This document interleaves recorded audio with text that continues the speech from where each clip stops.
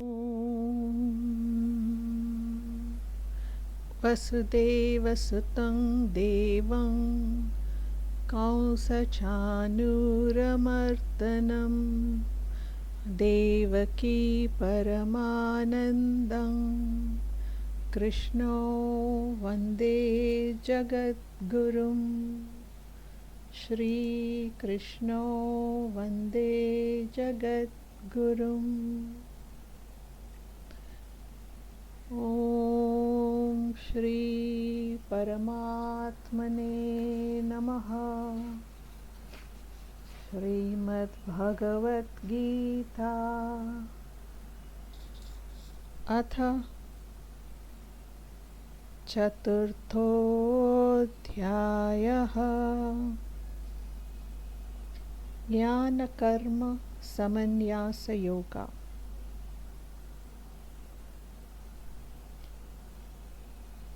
The yoga of renunciation of knowledge and action.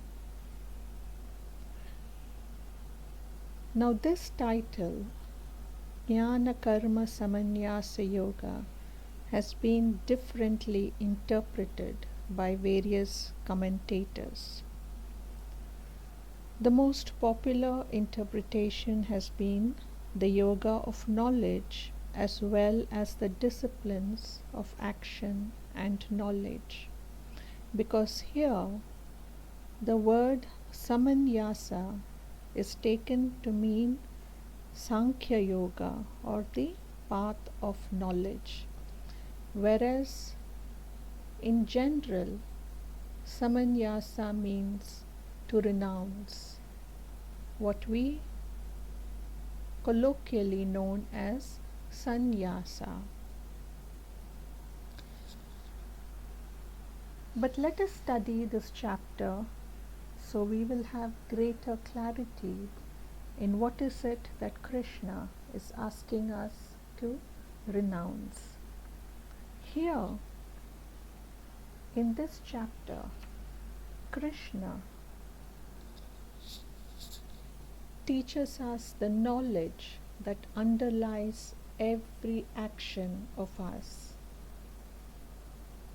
and thereby Krishna also teaches us how to renounce these very knowledge and action. So let us study Shloka 1. Shri Bhagavan said, I taught this immortal yoga to Vivaswan, the sun god. Vivaswan conveyed it to Manu, his son, and Manu imparted it to his son Ikshvaku.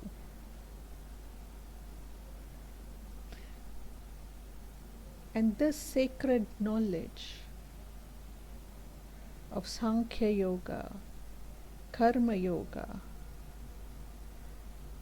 and the yoga of the divine, JnanaKarmaSamnyasaYoga, was imparted by the divine to the solar lineage, starting from the sun god Vivaswan to his son Manu, the progenitor of the human race, and from Manu to his son Ikshvaku. And it is from this line of solar dynasty that our very own Sri Rama of Ramayana belongs to. An interesting factoid here is that the current yuga is overseen by Vaivasvata Manu. In the time of Ramayana, it was Svetasvara Manu, but currently, the current period is overseen by Vaivasvata Manu. Shloka 2. Thus transmitted in succession from father to son Arjuna, this yoga remained known to the Raja Rishis.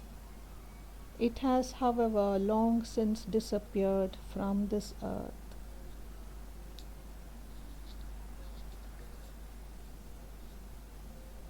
Exclusively following the tradition of transfer of knowledge from one generation to another, this practice of Jnana Yoga, Sankhya Yoga, and Karma Yoga was followed for several generations by Brahmins and Kshatriyas who have realized Brahma, the Raja Rishis themselves.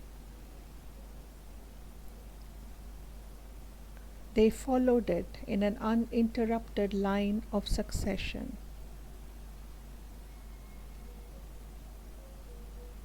So long as that tradition continued to be handed down from father to son, this yoga remained alive as a spiritual discipline.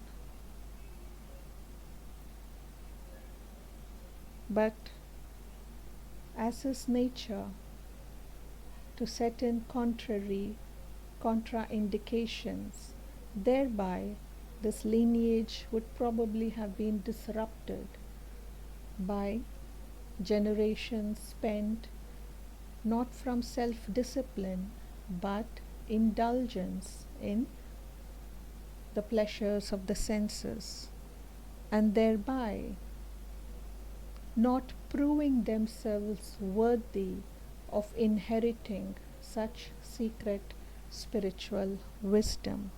And therefore, the science of yoga has disappeared from humans. Although it is immortal and never ceases to be, the human race as a whole did not have access to this spiritual science. In Shloka 3, Krishna says, "The same ancient yoga has this day been imparted to you by me, because you are my devotee and friend, and also because this is a supreme secret." And here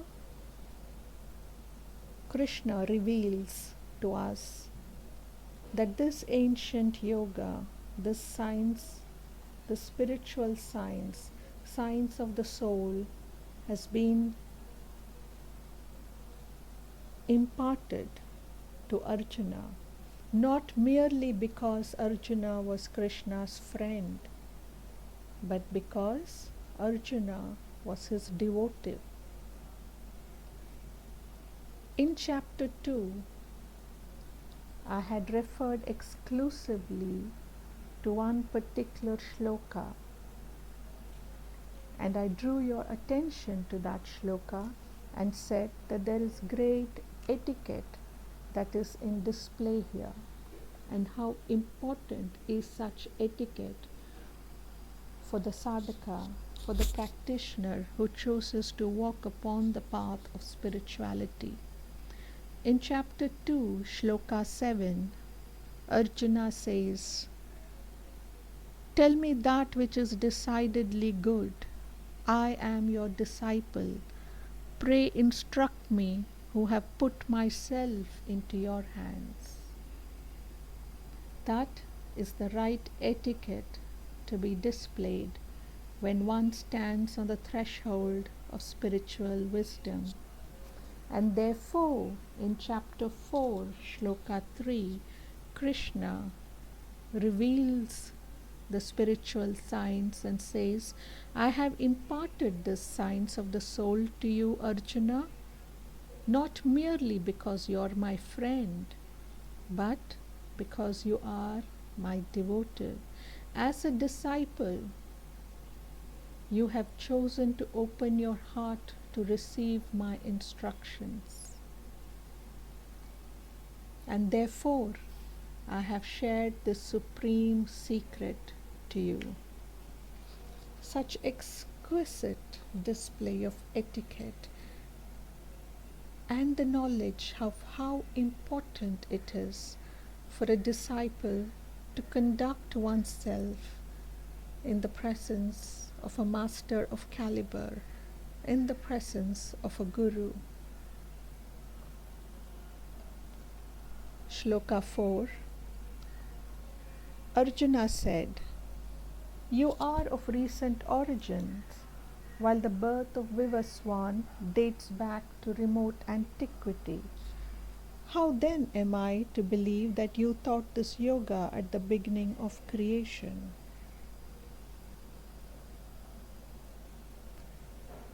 And Arjuna, with all the innocence and ignorance of his youth,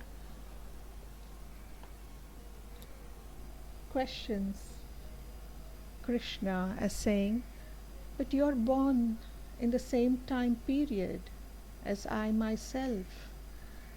And Vivaswan, the sun god, his birth dates back to the antiquity of time, to the very beginning of creation itself. How am I to understand this concept that it was you who taught this yoga back then at the beginning of time?" In reply to the above question of Arjuna, Krishna reveals his omniscience and talks about his divine descent. And so in Shloka 5 he says, Shri Bhagavan said, "Arjuna, you and I have passed through many births. I remember them all. You do not remember, O chastiser of foes."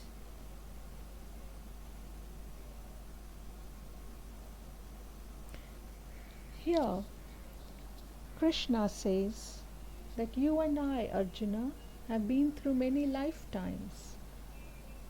The only difference is that I remember every one of my manifestations, every one of my incarnations from the beginning of time. Be it Hamsa avatar, Matsya avatar, Kurma avatar, Narasimha avatar, Vamana avatar. Right?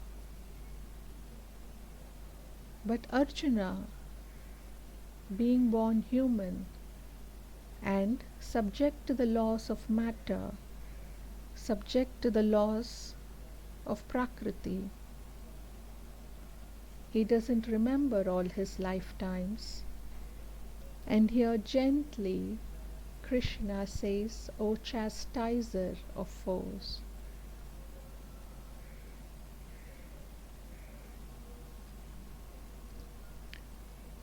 Arjuna, being a very well-known fearsome warrior, is known for bringing his enemies to his heel. A chastiser, the impudence of the enemies that they would lift up their arms against such a great warrior as Arjuna. And at the same time, Krishna is reminding Arjuna that you might chastise your enemies by demanding to know answers. But remember who you're talking with, right? Because Arjuna's question in Shloka 4 is, "How then am I to believe that you taught this yoga at the beginning of creation, since you are of recent origin?" Right? So he's gently reminding Arjuna of his etiquette. In Shloka 6, Krishna says, "Though birthless and deathless and the Lord of all beings, I manifest myself through my own Yoga Maya, divine potency, keeping my nature Prakriti under control." And so here Krishna says that although I am not bound to the rules of nature which I myself have created through my own potency, divine potency. I brought forth nature, and I set certain rules for nature, that of birth and death, that nature is time bound, perishable, whereas I myself am imperishable and timeless. Shloka 7. Yada yada hi dharmasya glanirбhavati bharata abhyukthanadharmasya tadatmanam shrujamyaham. Arjuna, whenever righteousness is on the decline and unrighteousness is on the ascendant, then I body myself forth. This is a very well-known shloka for many reasons, and it has been oft quoted. But one very important understanding of this shloka is that this was a shloka that was recited by Krishna to Arjuna orally. It was not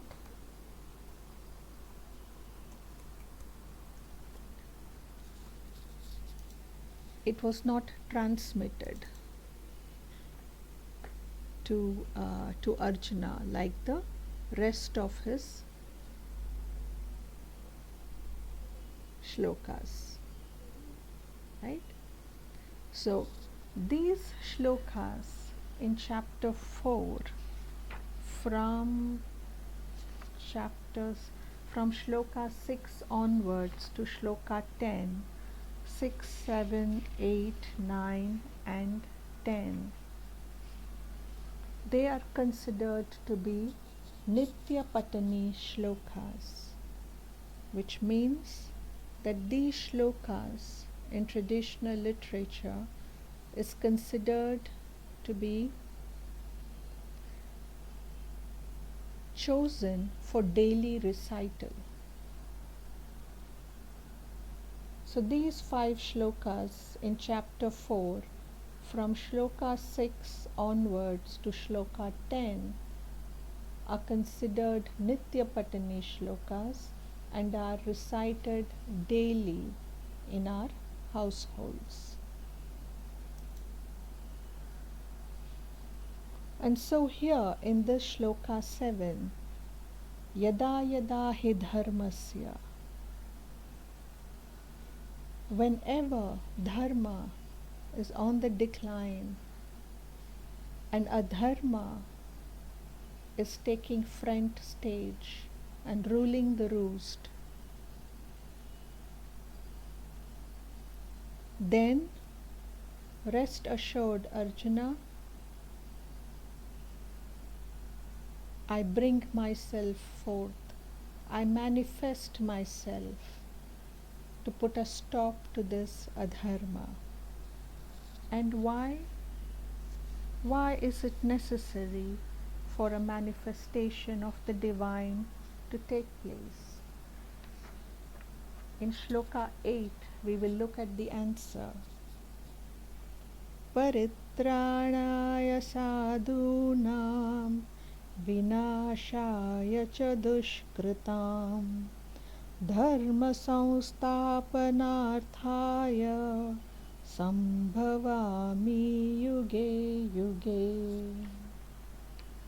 For the protection of the virtuous, for the extirpation of evildoers, and for establishing dharma on a firm footing, I am born from age to age. So this is the reason as to why the divine has to manifest on the earth dimension. Why must the unmanifest come forth and manifest itself time after time, precisely because to protect the virtuous, paritranaya sadhunam, to destroy people who have strayed away from the path of dharma and have uncontrollably indulged in adharma, and to re-establish dharma once again.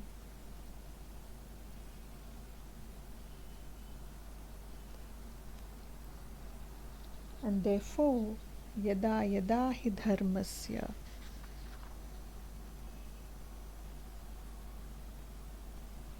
tadatmanam shrujamyaham, I am born again from age to age whenever dharma is on the decline. Shloka 9. Arjuna, my birth and activities are divine. He who knows this in reality is not reborn on leaving his body, but comes to me. And here Krishna says that I am the unmanifested, and I manifest myself on this earth dimension. But know this reality, that I am not human born. My birth is divine. My manifestation is divine. My activities are divine. There is a deep underlying divine principle behind the manifestations of the divine. And those who knows this in reality, meaning that yogi who has experiential knowledge of this, of the manifested divinity, that yogi becomes liberated. He is beyond the cycle of birth and death. Shloka 10. Completely rid of passion, fear and anger, wholly absorbed in me, depending on me and purified by the penance of wisdom, many have become one with me even in the past. And so here Krishna says that there have been others too who have achieved this. They have merged with me. How? They have disciplined their senses.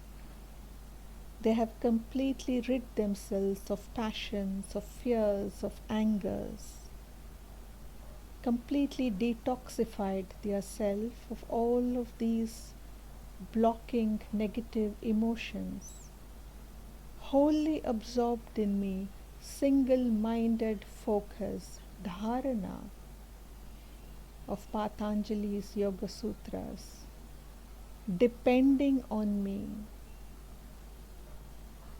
as the only refuge, and purified by the penance of wisdom, constant purification of their samskaras, gently removing all the complexities and impurities that is blocking the divine light from shining forth. They have adopted this process and achieved merger with the divine.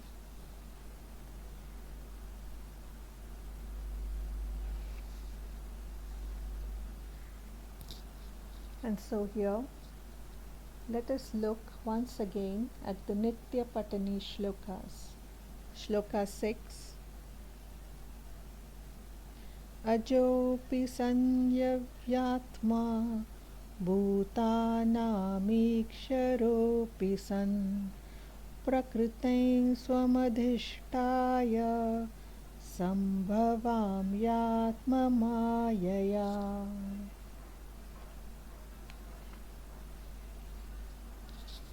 Shloka 7. Yada yada hi dharmasya glanirбhavati bharata abhyuptanadharmasya tadatmanam shrujamyaham. Shloka 8.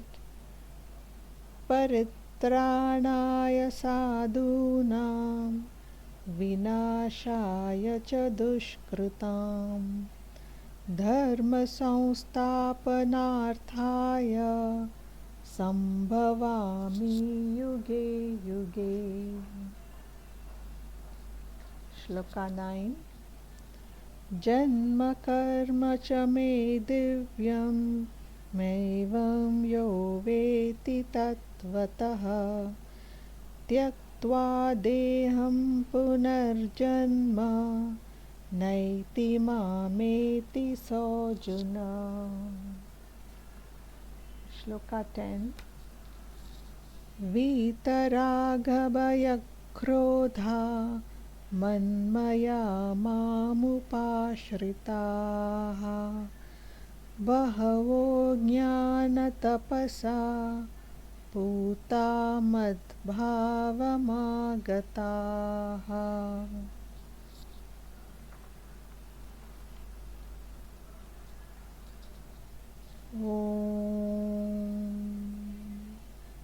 Yogesho Satchidanandam Vasudevam Rajapriyam Dharma Samstapakam Viram Krishno Vande Jagat Gurum. Shri Krishno Vande Jagat Gurum. Om Shri Krishnarpanamastu.